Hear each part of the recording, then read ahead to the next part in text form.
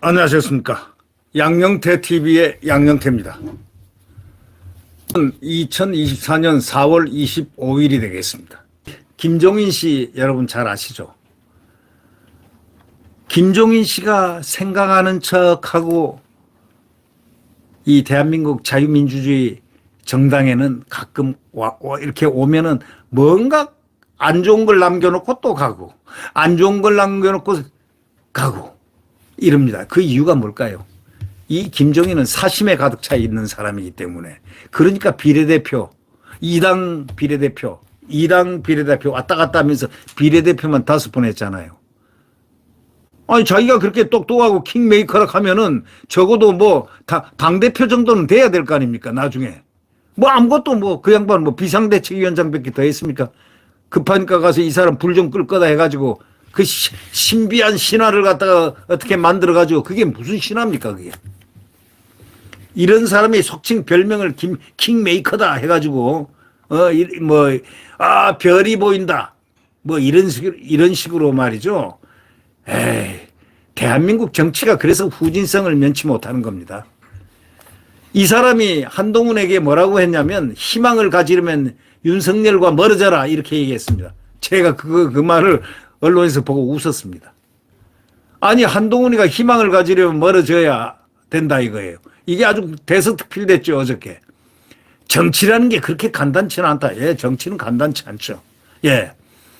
김종인 지금 개혁신당 이준석이의 정말 멘토입니다. 멘토 중에 찐 멘토입니다. 이준석하고 똑같다 생각이 똑같다면 뭐 그냥 딱딱 왜 이준석이가 저기 유승민에 의해서 저기 어디 비대위원으로 들어갔잖아요. 거의 저 박근혜 대표 때. 박근혜 퀴즈라고 하면서 들어갔잖아요. 그러고 등에다 칼을 꼽은 사람 아닙니까? 어린 나이에 따라다니면서 칼 꼽는 것만 열심히 봐가지고 못된 행동만 가끔 하고 있잖아요. 네.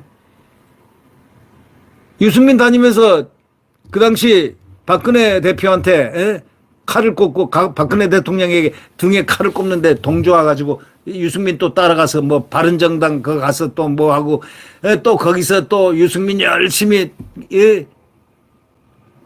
선거운동하고 또 이 당 옮기고 저 당 옮기고 여러분 여기 김종인이가 그때부터 비대위원 같이 했기 때문에 길이 아주 둘이가 정치 멘토입니다. 이 김종인이가 정치 멘토고 저기 아버지 친구인 유승민은 또 정치 멘토겠죠. 네. 근데 이 김종인이가 그때 알은 그런 분인데 이분이 한동훈 이 국민의힘 비대위원장의 그 윤석열 대통령 오찬 제안 거절을 했잖아요. 저도 그거 비판했죠. 예, 비판했죠. 그거 거절하면 안 되죠. 대통령의 무엇을 거절한다는 건 그건 있을 수 없어요. 그거는. 그거에 대해서 한 전 위원장이 정치적으로 나름대로 희망을 가지려면 윤석열과 멀어지는 게 좋고 본인을 윤석열과 일치시키면 전혀 희망이 없다 이렇게 말했습니다. 이 말에 대해서 해석을 정확하게 내려주는 게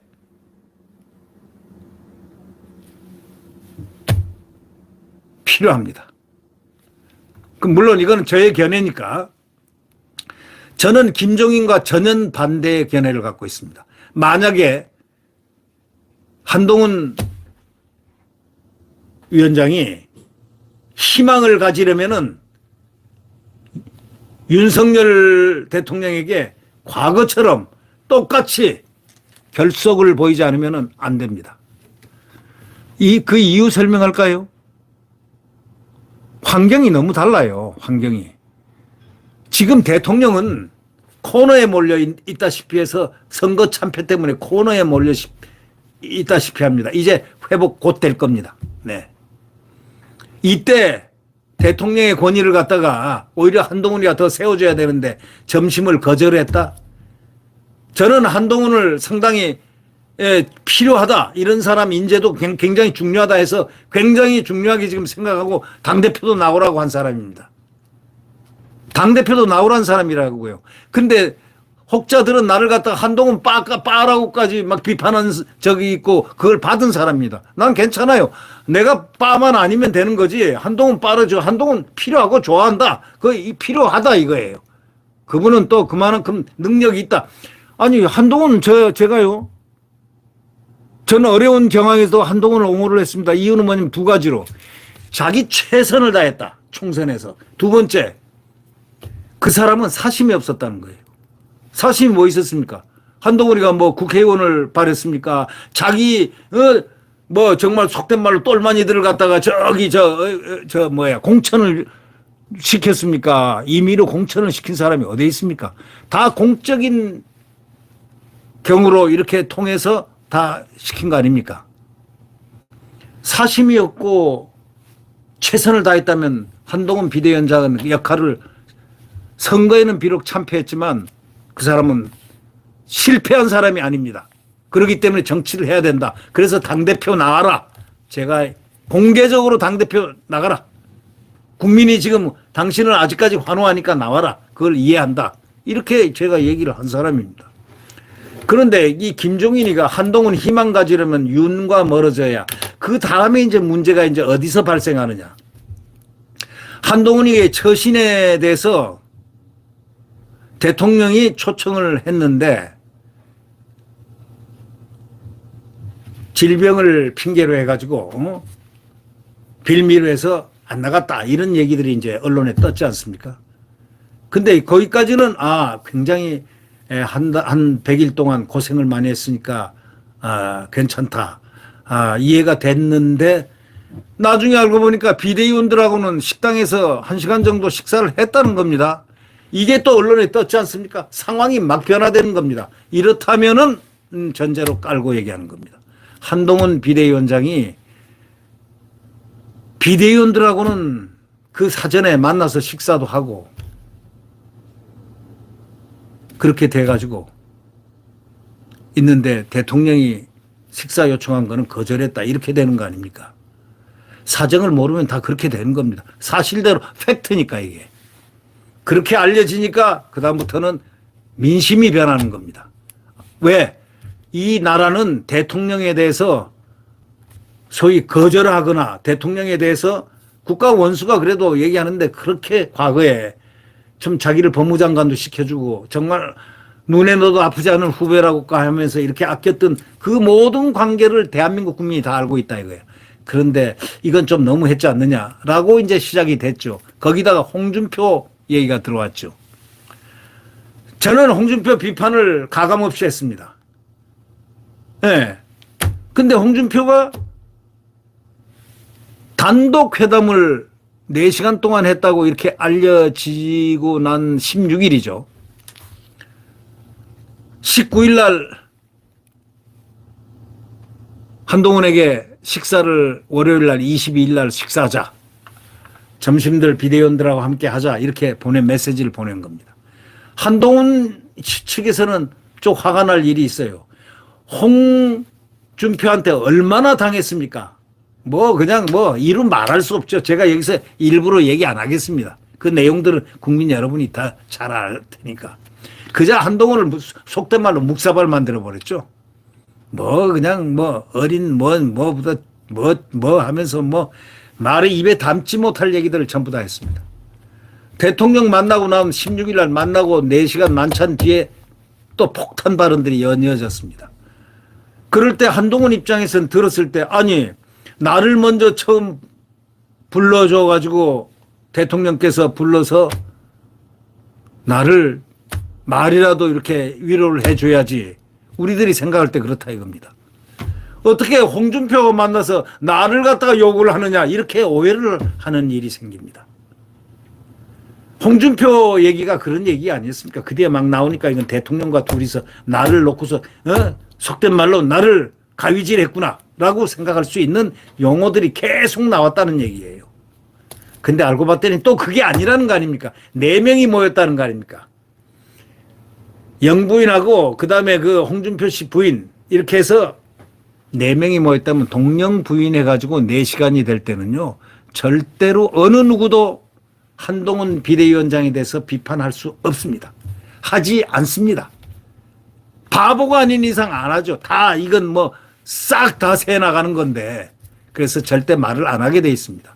그냥 한동훈이가 오해를 할 상황이 됐는데 나중에 이제는 네 명이 만났고 나면 오해를 풀어야 된다는 얘기입니다. 대통령한테 그리고 제가 어저께 얘기를 했습니다. 그저께인가요? 대통령 무조건 찾아뵙고 잘못했다고 빌어라. 내가 죄송하다 하는 사죄를 해라. 그리고 옛날처럼 돌아가서 둘이가 딱 결속하면 모든 게 다 풀어진다. 이렇게 얘기를 제가 했습니다. 여러분은 어떻게 생각하실지 모르지만 어떻습니까, 여러분들? 그렇게 되면 되는데 지금 이 김종인은 거기에 또 왜 김종인이가 가만히 있나 봤더니 아닌 말로 턱 한마디 나오는데 킹메이커 김종인, 한동훈이 희망 가지려면 윤석열과 멀어져야 한다. 이런 얘기를 했습니다. 여러분 맞습니까? 자, 그 이유를 제가 지금 대통령은 3년의 임기입니다. 3년이 남았습니다. 보통 경우에 이게 1년 반 정도 남았다면 그 말이 성립될 수도 있어요. 대통령과 각을 세워라. 대통령이 이번에 민심이 보정이 끝났으니까 이렇게 좀 민심이 좀 안 좋다. 하향 곡선이다. 이래서 대통령과 각을 세워라. 뭐 이런 뜻으로 김종인은 얘기한 것 같은데 저자는 지금 아주 지금 바른 조언을 하고 있는 게 아닙니다. 3년이 남았으면요. 하세월입니다.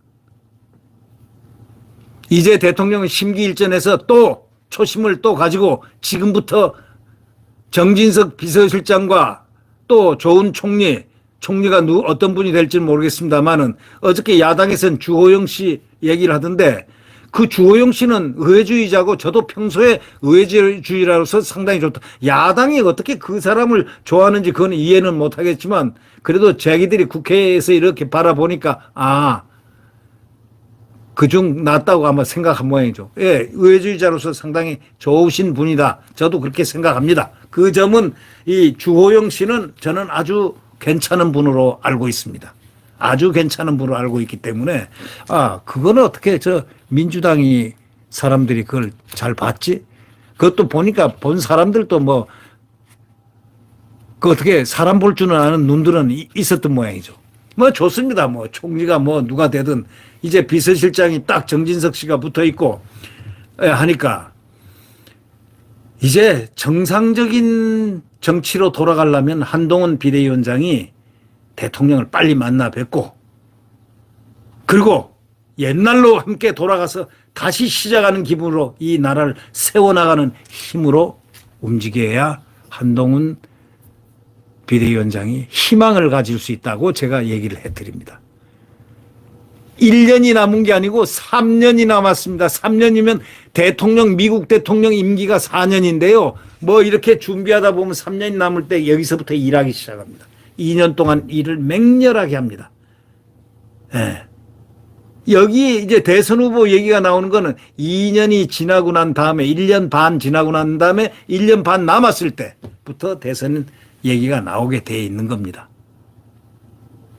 한동훈 비대위원장은 김종인의 말을 들었다는 아무것도 안 됩니다. 예, 제가 분명히 얘기해 드립니다. 아무것도 안 됩니다. 제가 한동훈 위원장 만날 수만 있다면 아주 열심히 설명을 귀에 대고 내가 얘기를 해주고 싶은 게 있습니다. 바로 이런 줄거리입니다. 왜냐? 이 한동훈 비대위원장은 절대로 대통령과 헤어져서는 안 됩니다. 대통령이 누굽니까? 대한민국 대통령 막강합니다. 세계에서 대통령의 파워가 아마 제가 볼 때는 미국 대통령하고 거의 버금가는 고난과 모든 걸 갖고 있지 않나 그런 생각을 할 정도입니다. 네. 그런데 지금 3년 남은 대통령한테 각을 세운다고 됩니까? 그러다 자칫하면요 아주 이상하게 됩니다. 그러니까 한동훈 비대위원장은 이런 김종인의 말에 혹하지 마십시오. 바로 가서 빠르면 빠를수록 가서 사과할 거 사과하고 좀 불비한 거 얘기하고 또 가슴에 있는 것도 얘기하고 해가지고 커뮤니케이션을 하는 겁니다. 그리고 다시 사랑을 받는 겁니다. 대통령의 사랑, 그 선배로서의 그 후배로서의 이 선후배 간의 그 깊은 사랑, 과거의 모멘텀, 그리고 신나게 일을 했던 검찰의 선후배의 그런 모습으로 돌아가는 겁니다. 그리고 또 대통령이 돼서 법무부 장관으로서 그 많은 국민들에게 사랑을 받았던 한동훈으로 돌아가기 위해서 그 관계가 설정이 돼야 된다. 이걸 제가 말씀을 드립니다. 김종인의 말은 믿을 수 없는 말입니다. 이분은 시시때때로 자기를 중심으로 태양이 돌기를 바라는 이상한 사고를 하고 있습니다. 뭐 그 사람이 그렇다고 해서 뭐 공직 하나 맡았으면 그제대로 경제수석 하다가 뭐 동아은행인가 뭐 사고로 해가지고 뭐 조사받고 그랬잖아요. 네. 그래서 투옥도 됐죠. 네. 그리고 뭐 공직생활 할 수도 없고 또 뭐 한다 해봐야 뭐 킹메이커 한다고 뭐 당 대표니 뭐 비상대책위원장 이런 거는 했지만은 뭐 당에 들어가서 당 대표 뭐 이렇게 정상계로로 선출된 적이 없습니다. 이분을 말을 듣고서 만약에 한동훈 비대위원장이 희망 가지려면 윤하고 멀어져야 이 말은 각을 세워라 이런 얘기인데 각 세워가지고 될 일 하나도 없습니다. 제가 볼 때는. 한동훈하고는 여기에 적용이 안 됩니다. 왜? 3년이 남았습니다. 그리고 시츄에이션 상황 논리가 윤 대통령과 한동훈은 바로 굉장히 대통령이 애지중지했던 후배다라는 게 이미 국민 머릿속에 딱 각인됐는데 대통령하고 각을 세우면은 대한민국의 면면이 흐르는 가치가 하나 있습니다. 배덕의 가치, 배반의 가치를 절대 허용하지 않습니다. 그래가지고는 안 된다. 각을 세울 때는 정당한 어떤 비즈니스 워킹으로 합리적으로 각을 세우는 거는 말이 통용되지만 그렇지 않은 걸로 각을 세우려고 인위적인 소위 각을 세우면은 그건 실패한다. 이런 얘기를 해드리고 싶은 겁니다. 참 한 전 위원장을 조언해달라 이런 요청에 한 전 위원장은 정치라는 게 그렇게 단순한 게 아니라는 걸 스스로 깨달았을 것이다. 그러면서 선거 과정에서 한 체험을 바탕으로 반성도 하고 보완해야 할 점이 뭔지 정치는 어떻게 해야 제대로 하는 건지 할 수 있는 건지 깊이 생각해 봐야 한다. 이렇게 조언을 하면서 결론은 뭐냐. 윤석열하고 각을 세워라. 대통령하고 각 세워라. 이 얘기입니다. 차별화. 각 세워라. 그래야 뭐가 된다. 이렇게 얘기하는데 저는 전혀 반대 얘기를 해주고 싶다. 이런 얘기를 말씀드리는 겁니다. 여러분들은 어떻게 생각하는지요? 네. 구독 버튼과 엄지를 눌러주시면 대단히 감사하겠습니다. 여러분, 이제 대한민국은 자유 대한민국은 윤석열 대통령 정부를 중심으로 힘차게 새로운 각오로 이제 이 어려운 난관을 뚫고 나가야 됩니다. 범죄 피의자들이 조국, 이재명 이들이 압박하면 할수록 대한민국 우리 정통 정부인 윤석열 정부를 우리가 결집을 해서 우리 그쪽으로 힘을 합쳐서 열심히 나가서 이들을 야욕 소위 정권을 엎어버리겠다는 그런 야욕을 가질 수 없도록 분쇄해버려야 됩니다. 네. 구독 버튼과 엄지를 눌러주시면 감사하겠습니다. 안녕히 계십시오.